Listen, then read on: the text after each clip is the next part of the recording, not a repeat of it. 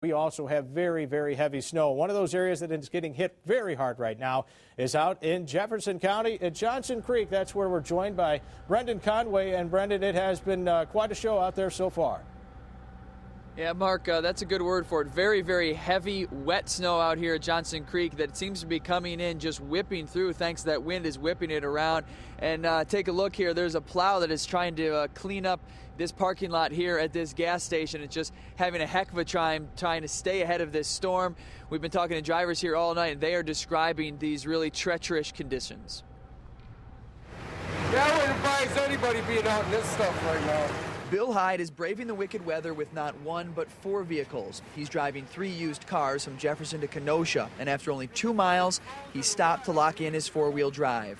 Between the weather and the roads, he's expecting a long trip. A little bit of rain and stuff that got down first is freezing up now, and it's going to end up getting really bad. Once the snow starts getting on top of it, it'll be like a sled out there. You'll be sliding everywhere. Roy Lyles drove through the snow all the way from Ames, Iowa.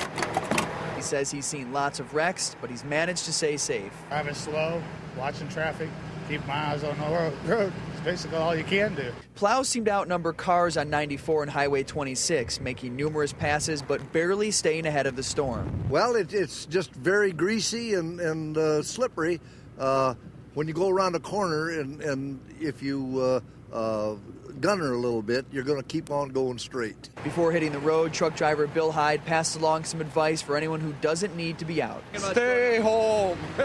Good advice. Stay home. And just a minute or so ago, we talked to a woman who said she actually had to make about 3 runs just to get up a very small incline just to get in to this parking lot here. So you can gives you a very idea of just how slick, just how slippery things are here in Johnson Creek. Let's take a look at how they are in West Bend. My colleague Colleen Henry joins me live from there. Colleen. Brendan, we're looking at about 5 inches on the ground, and it's actually a beautiful storm from the outside looking in. Out here, not so much, but that really isn't keeping people off the streets. It's Wisconsin. This guy needed gas in the middle of the storm. He doesn't mind the snow, but the traffic, now that makes him crazy. I passed people on the way. They were doing 20, though. I couldn't take it, so I passed them.